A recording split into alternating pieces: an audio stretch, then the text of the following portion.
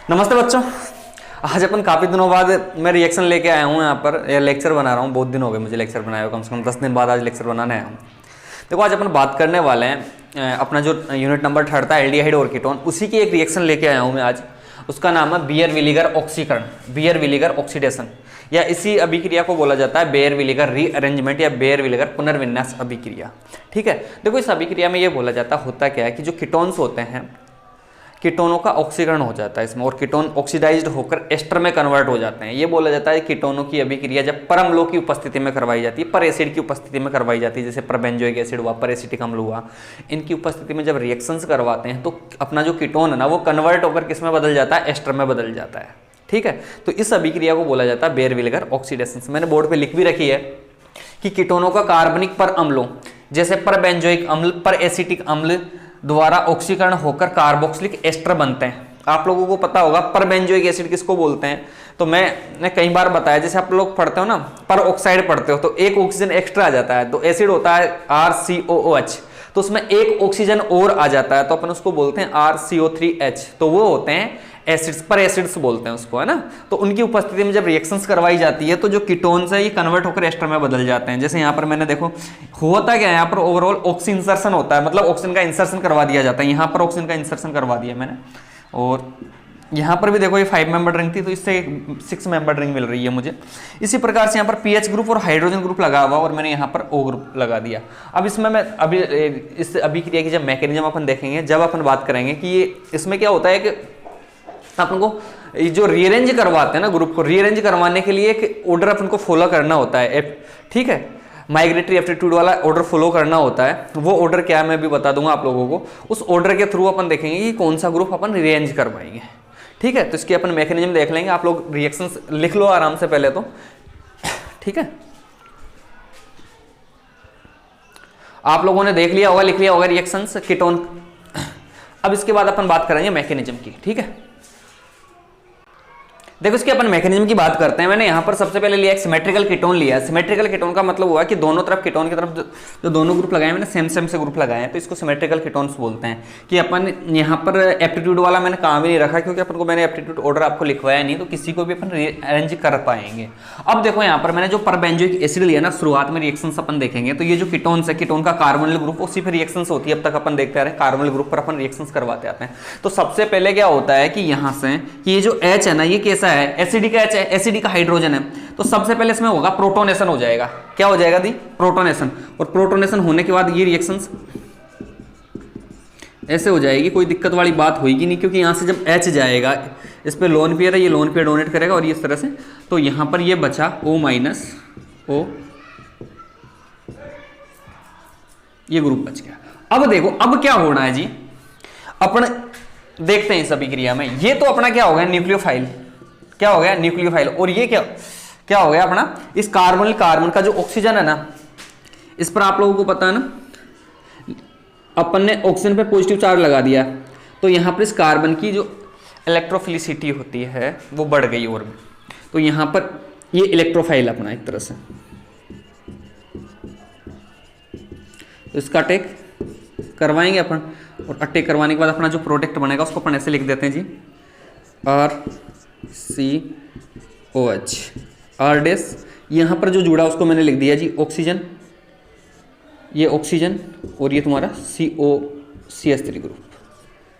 ठीक है, अब देखो यहाँ पर क्या होता है, रीअरेंजमेंट होता है। यहाँ पर क्या होता है, रीअरेंजमेंट होता है। और रीअरेंजमेंट कैसे होता है, ध्यान देना आप लोग।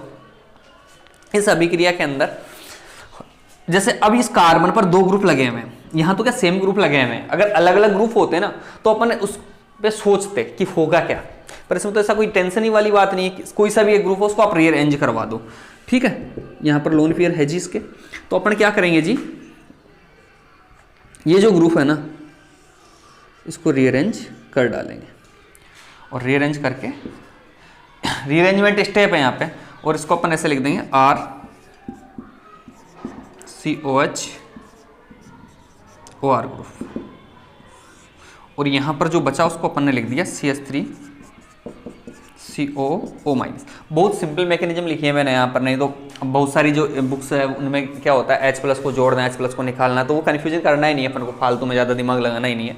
तो यहाँ पर अपन ने सबसे पहले रीअरेंज करके इस ग्रुप को इधर लेके गए, तो इस बंद के दोनों इलेक्ट्रॉन इधर जाते हैं, तो यहाँ पर कौन सा चार्ज आएगा, पॉजिटिव चार्ज, क्योंकि इस बंद के दोनों इलेक्ट्रॉन कौन लेके जाएगा, R ग्रुप लेके जाएगा। इधर गया तो इस पर नेगेटिव चार्ज लगा दिया मैंने।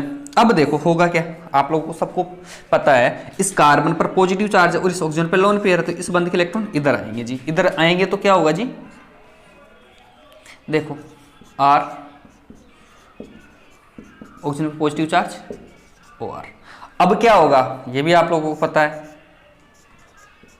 H+ फ्री करवा दो जी, और ये अपना क्या बन गया जी, तुम्हारा एस्टर बन गया। जो ग्रुप आया ना उस पर डैश लगा के चलना है ना, रीअरेंज करके जिसको अपन लेके आए, तो ये अपना हो गया एस्टर। और यहाँ पर ये जो H है ना ये एक्सेप्ट कर लेगा, ये वाला, इसको ऐसे लिख सकते हो प्लस करके आप लोग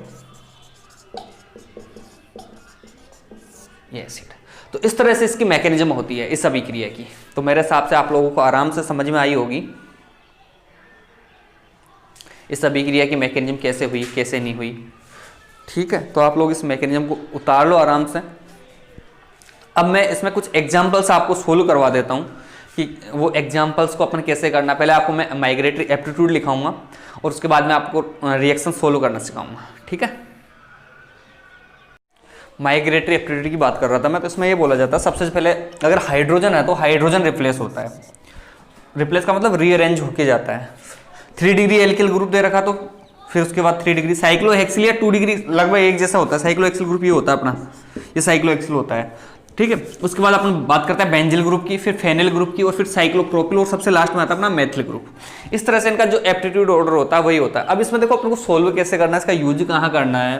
तो आप लोग देखो इधर, जैसे मान लो यहाँ पर जैसे मैंने ये किया था RCOR, यहाँ पर एसिड दे दिया तुमको, तो दोनों के दोनों कहीं पर भी आप लोग करवा सकते हो, इसमें तो कोई दिक्कत नहीं, किधर भी OH घुसा सकते हो। बट अगर यहाँ पर ये होता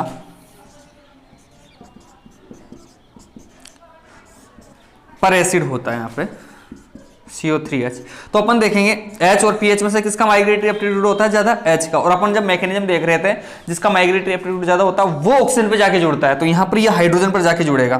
तो अपन बोलेंगे यहाँ पर PHCOOH।